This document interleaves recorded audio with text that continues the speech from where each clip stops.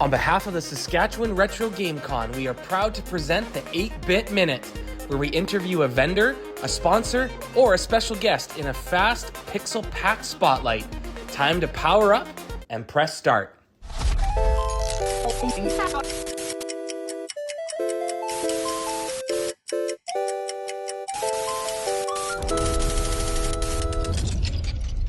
Hey everyone, this is Jared from the Saskatchewan Retro Game Con, and welcome back to the 8-Bit Minute. Today we are talking with members from the MJGA Gamers Alliance, Roberta, Shay, and Kurt. Thank you all so much for joining me today. Thanks for having us, Jared. Yeah, we're happy to be here. That's awesome. Well, I would love to start with just getting to know you a little bit, maybe just your background, kind of what got you into something like this. So Kurt, let's start with you. My name's Kurt. I've been a gamer for a long time, and I've been with the MJGA Gamers for over a decade now.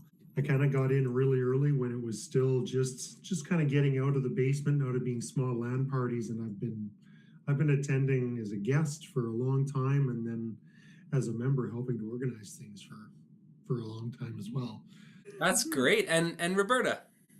Well, Kurt's also been recently elected the treasurer of the MJGA Gamers as well. So that's his new position as of our last annual general meeting. Well, that's awesome. I'm Roberta Hebron. I'm Kurt's wife.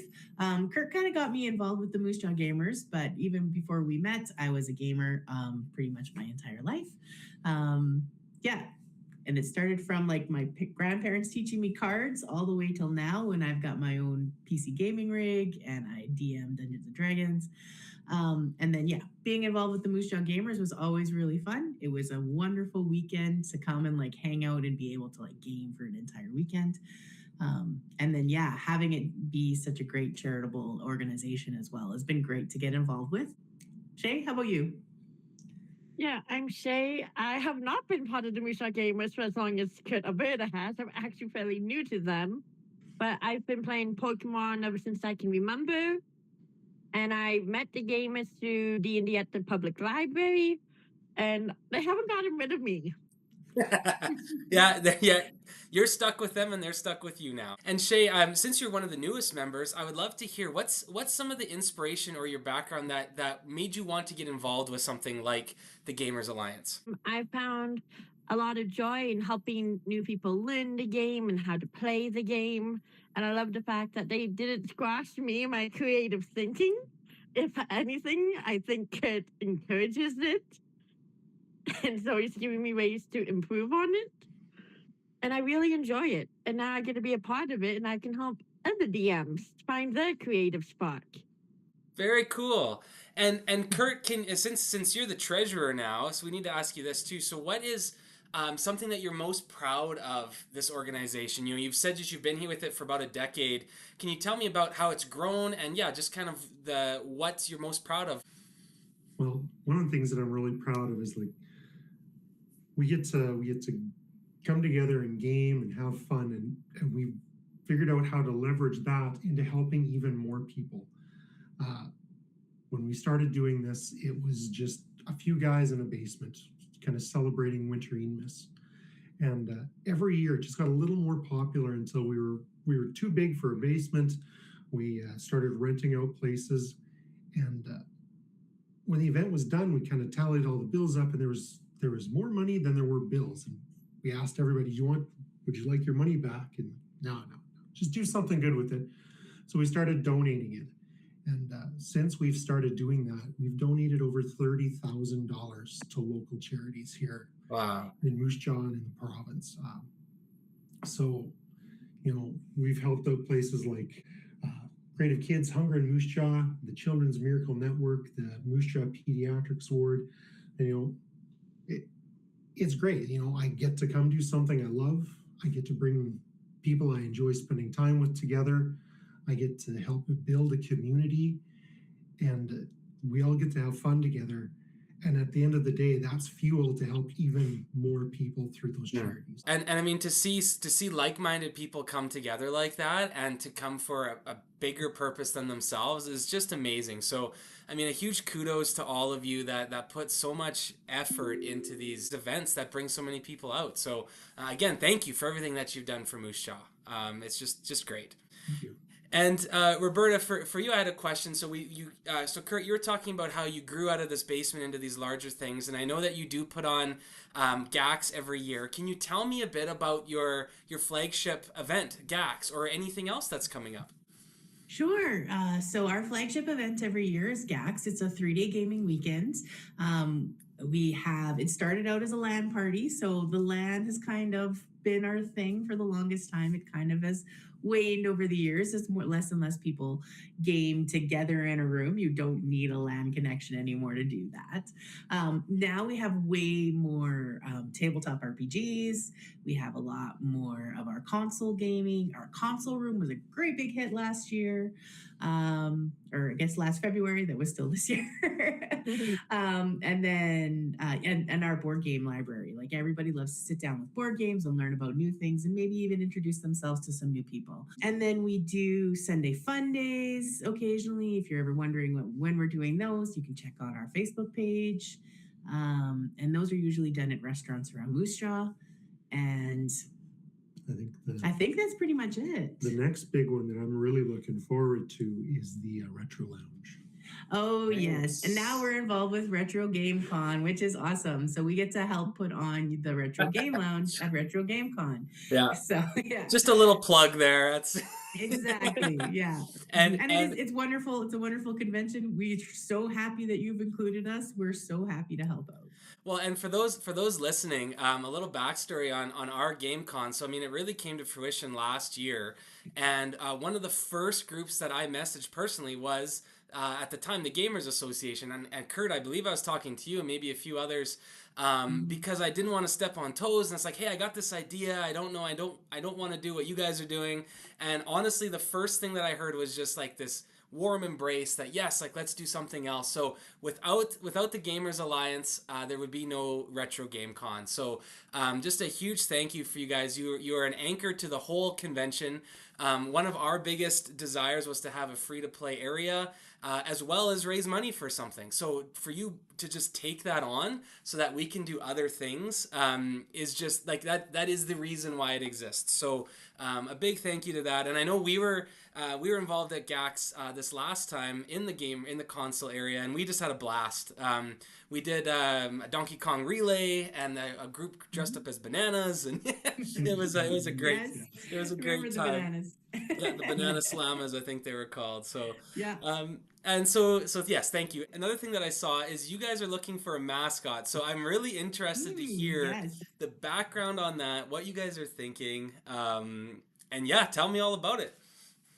So every year we do up posters for GAX, and we've always got like dragons and adventures and whatnot on there, but it's always been kind of generic. We really want something that can be us, something that we can put up there and have publicly kind of for people to see and like, oh, hey, that's X character. Those are the gamers.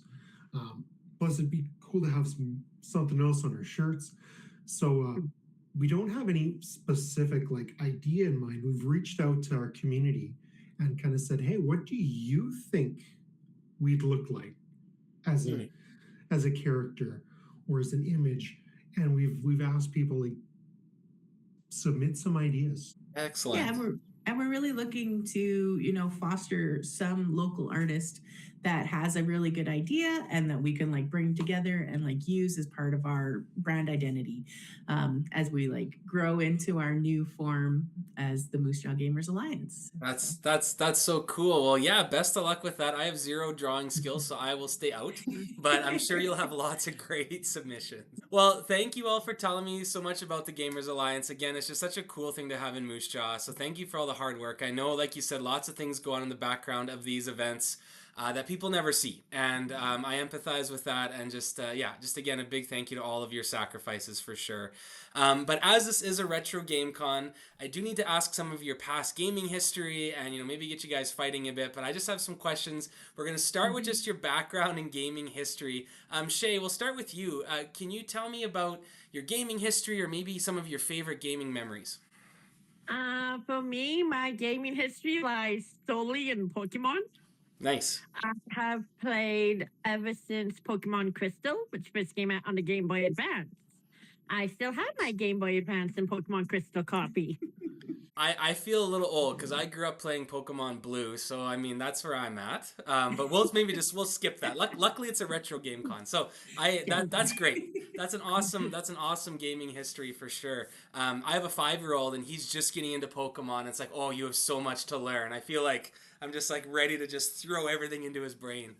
Roberta, how about yourself? So my I guess earliest gaming memory that really sticks out for me is that my brother and I saved up all of our money from our paper route to buy an NES. And then there was only one NES and there was two. So there was very much a lot of fights of no, it's my turn. No, it's my turn. So yeah. And then getting to introduce that, it's really interesting right now because as I'm kind of your age, Jared. Where I'm like introducing my nieces and nephews, my brother's kids, to those games that we used to play and have them complain about how hard they are. Yeah, exactly. And Kurt, how about yourself? I was more of a tabletop role player. Oh, nice. And I can remember having all the books and reading them.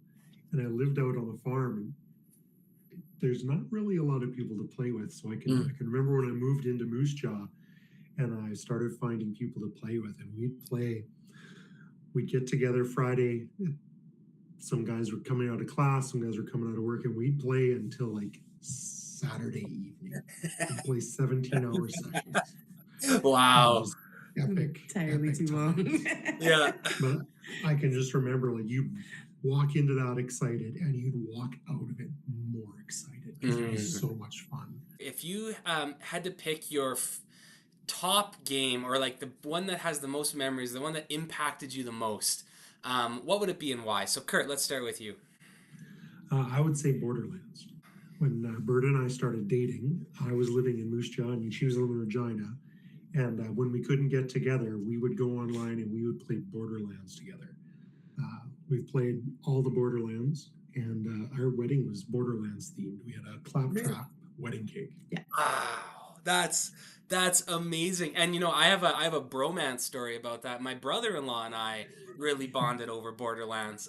We were both so we were both dating like our wives at the time, and we came together playing that game. So I 100% feel you, and I feel bad I didn't know you, so I wasn't invited to your wedding because that sounds really great.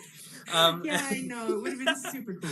Yeah. And Roberta, how about you? Now, if you don't pick Borderlands, no pressure. I was gonna say if you don't pick Borderlands, you look like kind of a jerk. But what's one of your game memories?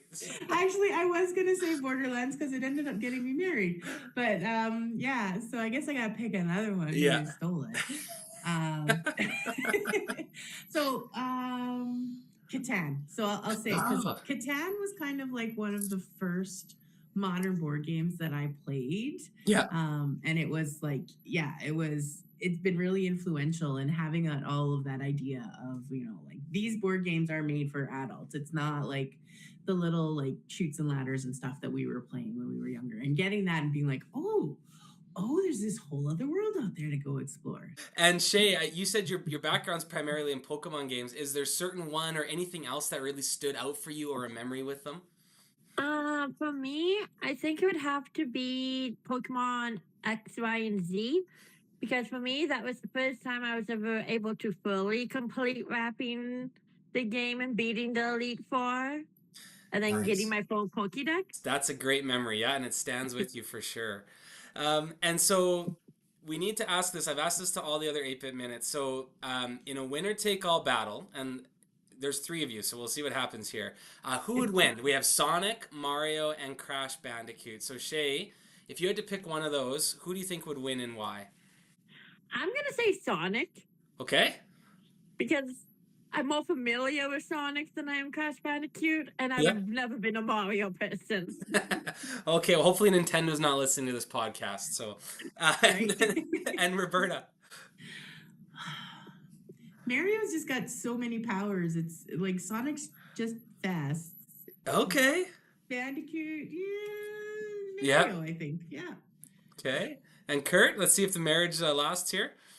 I think I'm gonna have to go with Shay here on this one. You gotta go fast. You gotta go fast. Okay. I don't think the other two would be able to catch up.